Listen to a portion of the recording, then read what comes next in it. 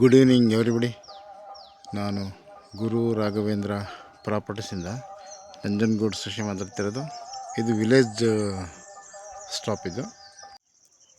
ಈ ರಸ್ತೆ ಇದೆಯಲ್ಲ, ಇದು ಸರ್ಕಾರಿ ರಸ್ತೆ. ಆ್ಯಕ್ಚುಲಿ ಒಂದು ಚೈನ್ ರಸ್ತೆ ಇದು ನೋಡಿ. ಈ ಅಲ್ಲಿಂದ ಈ ಒಂದು ಈ ಬೇಲಿಗೆ ಇಲ್ಲಿ ತನಕ ನೋಡಿ, ಮಣ್ಣು ಈ ರೀತಿ ರೆಡ್ ಸೈಲ್ ಇದು.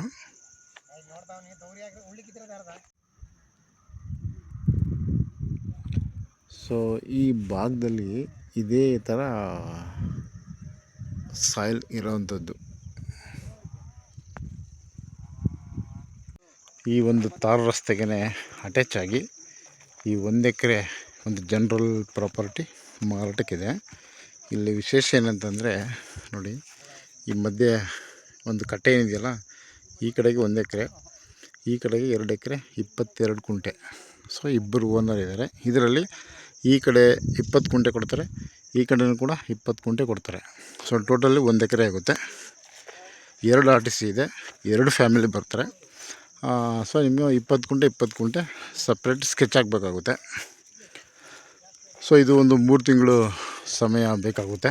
ಏಕೆಂದರೆ ಇದು ಸ್ಕೆಚ್ ಆಗಬೇಕಾಗಿರೋದ್ರಿಂದ ಯಾರು ಪರ್ಚೇಸ್ ಮಾಡ್ತೀರಾ ಅವರ ಹೆಸರಲ್ಲೇ ನಾವು ಸ್ಕೆಚ್ ಕಟ್ತೇವೆ. ಆಫ್ಟರ್ ಅಗ್ರಿಮೆಂಟ್, ಫ್ಯಾಮಿಲಿ ಟ್ರೀ ಪ್ರಕಾರ ನಿಮಗೆ ಅಗ್ರಿಮೆಂಟ್ ಆದಮೇಲೆ ಸೊ ಇದು ಸ್ಕೆಚ್ ಕಟ್ಟಬೇಕಾಗುತ್ತೆ.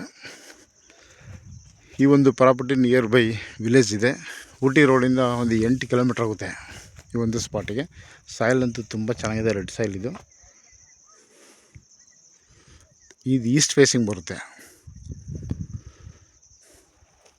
ಇದು ಮೈಸೂರು ಏರ್ಪೋರ್ಟಿಂದ 30 ಕಿಲೋಮೀಟ್ರ್ ಆಗುತ್ತೆ.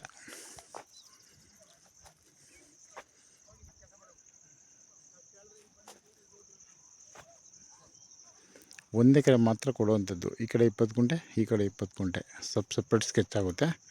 ಸೊ ರಿಜಿಸ್ಟ್ರೇಷನ್ ಒಂದೇ ದಿನ ಆಗುತ್ತೆ, ಅಗ್ರಿಮೆಂಟು ಕೂಡ ಒಂದೇ ದಿನವೇ. ಸೊ ಅಗ್ರಿಮೆಂಟ್ ಆದ ನಂತರ 3 ತಿಂಗಳು ಟೈಮ್ ಹಾಕಿರ್ತೀವಿ. ಸೊ ಬೇಗನೆ ಸ್ಕೆಚ್ ಬರುತ್ತೆ, ಅದು ನಿಮ್ಮ ಹೆಸರಲ್ಲೇ ಸ್ಕೆಚ್ ಬರುತ್ತೆ. ಸೊ ಹಾಗಾಗಿ ಇದು 1 ಎಕರೆ ಟೋಟಲ್ ನಿಮಗೆ ರಿಜಿಸ್ಟ್ರೇಷನ್ ಮಾಡಿಕೊಡ್ತಾರೆ. ಇಲ್ಲ 20 ಕುಂಟೆ ಇಬ್ಬರು ತಗೊಂಡ್ರೂ ಕೂಡ ನೋ ಪ್ರಾಬ್ಲಮ್.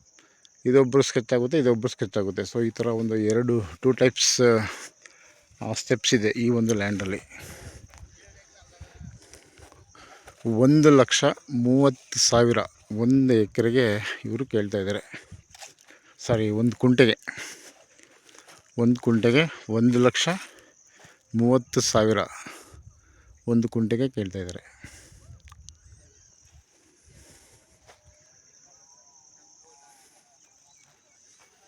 ಇದು ನಂಜನಗೂಡು ರಿಜಿಸ್ಟ್ರೇಷನ್ಗೆ ಬರುತ್ತೆ. ಮೈಸೂರು ಏರ್ಪೋರ್ಟಿಂದ 30 ಕಿಲೋಮೀಟ್ರ್ ಆಗುತ್ತೆ, ಊಟಿ ರೋಡಿಂದ 8 ಕಿಲೋಮೀಟ್ರ್ ಆಗುತ್ತೆ. ಇದು ಜನರಲ್ ಪ್ರಾಪರ್ಟಿ, 2 RTC, 2 ಫ್ಯಾಮಿಲಿ ಇದ್ದಾರೆ. ಸಪ್ರೇಟ್ ಸ್ಕೆಚ್ ಆಗುತ್ತೆ.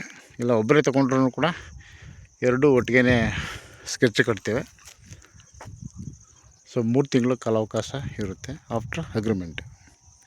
ಸೊ 1 ಕುಂಟೆಗೆ 1,30,000 ಕೇಳ್ತಾಯಿದ್ದಾರೆ ರೈತರು. ಸೊ ಕೂತ್ಕೊಂಡ್ರೆ ಸ್ವಲ್ಪ ಶಾರ್ಟ್ಲಿ ನೆಗೋಷಿಯೇಷನ್ ಇದೆ. Okay, thanks for watching.